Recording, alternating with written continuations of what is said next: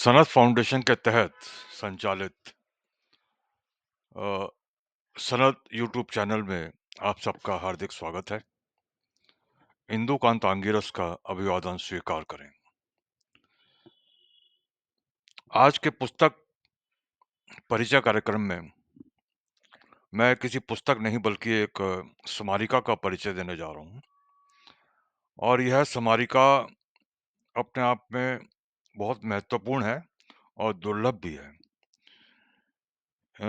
साहित्य से अदब से जुड़ी हुई ये स्मारिका है और इस स्मारिका का जो उन्माद है, नाम है, वो है सफ़र जारी है। सफ़र जारी है। ये हल्काए तशनगाने अदब नई दिल्ली की 400वीं अदबी शाम के मौके पर ये स्मारिका जो है जारी की गई थी और अ, जो इसकी महत्वपूर्ण इसकी बातें हैं वो मैं आपके सामने रखूँगा, जो विशिष्ट बातें हैं इससे जुड़ी हुई। एक तो यह है कि यह हिंदी और उर्दू 2 भाषाओं में है, बाइलिंगुअल है और इसमें हिंदी के बहुत से कवि अ, लगभग 47 कवि हिंदी के अ, उनका उनकी कविताएँ, उनकी ग़ज़लें, गीत वग़ैरह प्रकाशित हैं और उर्दू के लगभग 75 जो हैं इसमें शायर जो हैं, उनका कलाम जो है इसमें शामिल है, प्रकाशित है। तो 400 का ये हल्का तशनागाना अदब की बहुत सारी नशिस्तों में जब मैं दिल्ली में रहता था तो शामिल होता था अक्सर और इसमें जो एक शायरों की लंबी फ़हरिस्त है उनमें बहुत से शायरों से मेरा परिचय रहा, गोष्ठियों में उनसे मिलना-जुलना हुआ। अ, सबसे बड़ी जो समझने वाली बात है वो ये है कि 400वीं अदबी शाम, तो 400वीं अदबी शाम का मतलब ये हल्का तशनागाने अदब अ, के जो जनरल सेक्रेटरी हैं वो जनाब सिमाब सुल्तानपुरी साहब हैं, जो कि एक बहुत ही मारूफ़ शायर हैं और सालों से वही इसके जो हैं इसको देखते हैं। जनरल सेक्रेटरी वही हैं, जबकि बीच में प्रेज़िडेंट और दूसरे जो पदाधिकारी हैं वो बदलते रहे हैं, लेकिन जनरल सेक्रेटरी जो हैं इसके वो सिमाब सुल्तानपुरी साहब ही हैं। तो हर महीने इनकी माहाना नशिस्तें होती हैं, होती रही हैं। तो 1 साल में 12 नशिस्तें होती हैं। तो अगर देखा जाए तो लगभग कितने सालों पुरानी बात ये हो गई, 35-36 साल से के करीब हो गया मामला। और अब तो 2025 चल रहा है, मुझे मेरी जानकारी है कि 500वीं नशिस्त भी उनकी पूरी हो चुकी है। और ये जो नशिस्त का ये जो सफ़र जारी का सोवेनियर है, ये जो स्मारिका है, इनका कार्यक्रम हुआ था, ये अदबी शाम हुई थी 8 मार्च 2008 को। और मुझे लगता है कि कह नहीं सकता मैं कि इसके लगता है कि शायद ये स्मारिका कार्यक्रम के बाद छपी है, प्रकाशन हुआ उसका। क्योंकि इसमें हिंदी का पार्ट है, उसकी जो भूमिका है, वो परिचय साहित्य परिषद के अध्यक्ष जो थी हमारी, उर्मी सत्यभूषण जी, उनकी लिखी हुई है और उनकी जो तारीख है, वो कुछ जनवरी 2009 की है, जो भूमिका में तारीख डाल है। या हो सकता है मिसप्रिंट कुछ हो गया हो, ऐसा मुझे लगता है। तो इसकी जानकारी मेरे पास नहीं है। लेकिन जो हिंदी और उर्दू का पार्ट है, उसके बीच में जो डिवाइडर है, उसमें कुछ रंगीन चित्र हैं और वो जो चित्र हैं, वो बहुत सारे शुरू की एक पहली गोष्ठी नशिस्तिन की 300वीं नशिस्त की कुछ तस्वीरें हैं और जो बहुत बड़े-बड़े शायरों की तस्वीरें हैं उसपे जो उनकी हल्का तशनगाने अदब में हमेशा शिरकत फरमाते रहे हैं। कुछ ख़ास तस्वीरों का ज़िक्र मैं करूँगा यहाँ पे। एक तो इनकी 207वीं नशिस्त जो 11 जून 1988 को वो हमारे भारत के पूर्व राष्ट्रपति ज्ञानी जैल सिंह साहब के घर पर उनके हुई थी, उसकी तस्वीर है और एक 281वीं नशिस्त जो कि 19 अप्रैल 1996 को प्रेसिडेंट हाउस में राष्ट्रपति भवन में जनाब हमारे जो पूर्व राष्ट्रपति थे श्री शंकर दयाल शर्मा जी के निमंत्रण पर राष्ट्रपति भवन में उसका आयोजन हुआ था। और ये जो ये जो कार्यक्रम है 400वीं नशिस्त की जो अदबी शाम है, ये अ, उर्दू अकेडमी दिल्ली और शक्ति भोगपुर द्वारा स्पॉन्सर की गई थी। तो इसमें दिलचस्प बातें ये हैं कि जब मेरे पास ये किताब जो है, जो ये स्मारिका है मुझे अनिल वर्मा मीस से मिली, मेरे पास तो नहीं थी। तो मैंने कहा क्यों ना इस पर एक छोटा-सा जानकारी का वीडियो बनाया जाए। तो ये तो इसमें वीडियो में संभव नहीं होगा, सिर्फ़ परिचय है ये। ये तो इसमें संभव नहीं होगा कि मैं इसमें सबका कलाम पढ़ पाऊँ। लेकिन चंद कुछ शेर मैं या कुछ रचनाएँ इसमें से पढ़ के सुनाऊँगा। लेकिन उससे पहले जो ज़रूरी बात ये है कि मैं ये बताना चाहता हूँ आपको कि जगदीश जैन साहब इसके अध्यक्ष रहे सालों, अब तो वो गोलोक को जा चुके हैं। और ग्रीन पार्क उनका पता H10 ग्रीन पार्क मेरे दिमाग में जो है नक़्श हो चुका था और मैं अक्सर उनके पास जब दिल्ली में रहता था तो जाता था। तो वो 100 साल से ऊपर जी के उनका देहांत हुआ है। H10 green park. तो जगदीश जैन साहब इसके प्रेज़िडेंट रहे सालों। और उसके अलावा जो है सिमाप साहब से भी मेरा बहुत पुराना परिचय है। जब एक ज़माने में मैं स्टेट्समैन में काम करता था और आप सिमाप साहब राइट्स में काम करते थे, तो ठीक मेरी बिल्डिंग के पीछे न्यू दिल्ली हाउस में उनका दफ़्तर हुआ करता था, राइट्स का, जहाँ पर वो काम करते थे। और इसमें ऐसे बहुत से शायर हैं, जिनके साथ मेरा उठना-बैठना रहा जब मैं दिल्ली में था, जब नशिस्तों में जाता था, तो उनसे मुलाकातें होती थी। जनाब डी राज कमल साहब जो कि सिमाप साहब के भी उस्ताद हैं और मेरे भी पहले गज़ल के उस्ताद थे। और मैं कुछ नाम इसमें फ़हरिस्त तो बहुत लंबी है लेकिन चंद नाम मैं पढ़ना चाहूँगा जो कि जिनसे जिसमें से कि वो काफ़ी सारे लोगों से मेरा उनसे परिचय रहा, मतलब नशिस्तों में उनसे उठना-बैठना रहा, जब तक कि मैं दिल्ली में था। तो 2006 में नौकरी के सिलसिले में मुझे जो है बैंगलोर जाना पड़ा और उसके बाद से इनकी नशिस्तों में शामिल होने का राब्ता जो है मेरा वो टूट गया था। तो मैं कुछ नाम यहाँ पे पढ़ना चाहूँगा। बड़े-बड़े नाम हैं, बड़े-बड़े शायरों के और कुछ राजनेताओं के नाम भी हो सकते हैं, इसमें जो कि इन नशिस्तों का हिस्सा बने, उसमें शामिल हुए। तो सर्वश्री शायर जनाब सागर निज़ामी साहब, डी राज कंवल साहब, किशन मोहन से मेरा परिचय था। गोपीचंद नारक साहब से भी मुलाकात हुई थी।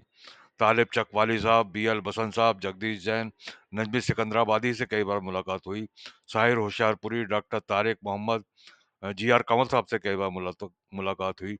सविता चड्ढा जी, रेवती शरण शर्मा, आज़िम कोहली से कई बार मुलाकात हुई। ज़ेबा जौनपुरी, प्रोफ़ेसर कमर रईस, डॉक्टर ज़फ़र मुरादाबादी और शकील शैफ़ी ये इनके हलके के जो पदाधिकारी हैं उनमें भी शामिल रहे।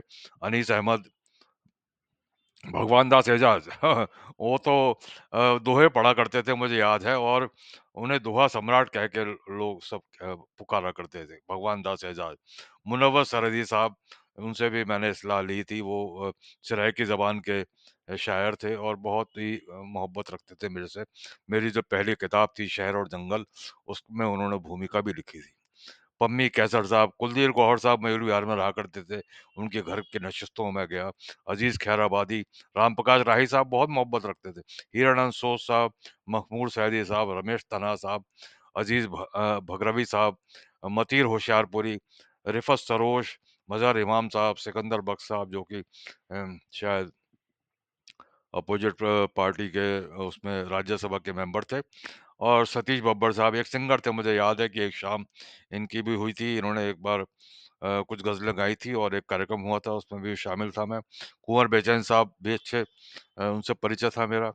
नज़ारकिन साहब का भी इसमें एक तस्वीर है और नज़ारकिन साहब जो थे वो रूसी रशियन कल्चर सेंटर में डिप्लोमेट थे, कल्चरल वो थे डायरेक्टर और मुझे याद है कि उनके ज़माने में नज़ारकिन साहब के जो परिचय साहित्य परिषद की जो भी नशिस्त होती थी वहाँ पर रेगुलर हर महीने और बहुत हमारा करीबी मित्र बन गए थे और मुझे याद है कि एक सिलसिले में जब मैं बुदापेस्ट जा रहा था, तो उन्होंने जो है मेरे को एक बड़ा ल लंबा लेटर लिख के दिया जो बुदापेस्ट में रशिया की जो एम्बेसी है उनके जो एम्बेसडर थे उनके नाम और जब वो लेटर मैंने वहाँ बुदापेस्ट में उन रशियन एम्बेसडर साहब को दिखाया तो वो बहुत मेरे से मुतासिर हुए। उन्होंने मुझे बताया कि भाई नज़ारुद्दीन साहब ने आपके लिए बहुत बढ़िया लिखा है और आपको कुछ भी मदद की ज़रूरत है। और एक बार नज़ारुद्दीन साहब मेरे घर भी आए थे अपनी पत्नी के साथ। तो इस तरह से बहुत सारी यादें मेरी ताज़ा हो गई इसको पढ़ते हुए। और बलराज कोमल साहब हैं इसमें, जोगिंदर पॉल साहब हैं, डॉक्टर वज़ीर आगा साहब हैं, रघुनाथ घई साहब हैं। फिर हिंदी में बहुत सारे नाम हैं, जगदीश रातवानी, हरे राम समीप, बलराज हैरत, मोती बाग में रहा करते थे मुझे याद है। डॉक्टर पूनम अग्रवाल, शांति अग्रवाल, नशाद दहलवी साहब अब गुज़र गए। भूपेंद्र कुमार जी हैं, गोविंद गुलशन साहब हैं, उनका तो अभी ऐसे बहुत सारे नाम हैं जो मतलब जिनके साथ उठना-बैठना रहा ज़िंदगी में। लेकिन वो मैं चला गया तो सिलसिला टूट गया।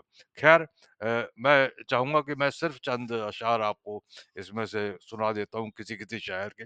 सबके सुनाना तो मुमकिन नहीं हो पाएगा क्योंकि इसकी जो ये परिचय की जो ऑडियो की जो मियाद होती है वो 15 मिनट की होती है। तो उर्मिल सत्यभूषण जी का एक शेर सुन लीजिए कि दीपक बतलाएगा तुमको, दीपक बतलाएगा तुमको तिल-तिल क्या जलना होता है। और एक शेर सुने आप कृष्णलाल साके बरेलवी साहब का, ये देखें कि अब मैं तेरी तलाश में रहता हूँ रात-दिन, अब मैं तेरी तलाश में रहता हूँ रात-दिन, मुझ पर तेरी निगाह थी कुछ दिन की बात है, मुझ पर तेरी निगाह थी कुछ दिन की बात है। मुझे कुछ शेर सिमाब साहब के तो वैसे ही याद हैं और मैं उन्हीं में से एक शेर सुनाता हूँ सिमाब सुल्तानपुरी साहब का भी कि सिमाब सुल्तानपुरी साहब का भी क्योंकि उन्होंने जो ये अदब का जो शमع जला रखी है और इतने सालों से वो महाना नशिस्त करते हैं और मुझे मेरी जानकारी में है कि जो उनकी महाना नशिस्तें होती हैं वो किसी न किसी शायर के घर में होती हैं। कभी किसी शायर के घर में, कभी किसी शायर के घर में। हाँ, जो सालाना या जो कुछ विशेष कार्यक्रम होते हैं, वो कभी-कभी हॉल में किए जाते हैं। तो वरना जो महाना नशिस्तें होती हैं, लोगों के घरों में होती हैं और वो नशिस्त के बाद अक्सर नशिस्त दोपहर में शुरू होती थी और शाम के वक़्त खत्म होती थी। उसके बाद कुछ जलपान वगैरह, नाश्ता वगैरह, ऐसा सिलसिला रहा करता था। लेकिन उन्होंने इस सिलसिले को जलाए रखा है, तो उन्हीं का एक शेर मैं सुना रहा हूँ आपको कि मैं एक चिराग लाख चिरागों में बँट गया। सिमाब सुल्तानपुरी साहब का ये शेर है कि मैं एक चिराग लाख चिरागों में बँट गया, रखा जो आईनों ने कभी दरमियाँ मुझे, रखा जो आईनों ने कभी दरमियाँ मुझे। तो सिमाब सुल्तानपुरी साहब जो है इसके लिए बहुत ही बधाई के पात्र हैं और बहुत अनेक उन्हें शुभकामनाएँ। इतने बड़े काम को अंजाम देना, एक सालों तक किसी संस्था को चलाना और उसकी चलाना नहीं सर उसको एक मतलब एक अच्छे तरतीब से चलाना और महाना नशिस्तें करना और कार्यक्रम करना और ख़ास मौकों पर स्मारिकाओं का प्रकाशन, तो ये सब कोई आसान काम नहीं है। और आप सुन देखें गोविंद गुलशन साहब का एक शेर इसमें से कि ज़िक्र जब होता है उसका तो ख़यालों में मेरे, ज़िक्र जब होता है उसका तो ख़यालों में मेरे, फूल से खिलते हैं, खुशबू सी बिखर जाती है, फूल से खिलते हैं, खुशबू सी बिखर जाती है। जगदीश जैन साहब का एक शेर इसमें सुन लें, ये देखें कि बस के साँस पे मौकूफ़ सिलसिला ये है, बस के साँस पे मौकूफ़ सिलसिला ये है, हयात ओ मौत में कितना है फ़ासला देखें, हयात ओ मौत में कितना है। जगदीश रावतानी साहब का एक शेर देखें कि दो फरिश्तों का वो जन्नत सा सजाया घर भी, दो फरिश्तों का वो जन्नत सा सजाया घर भी एक शैतान के साये से बिखर जाता है, एक शैतान के साये से बिखर जाता है।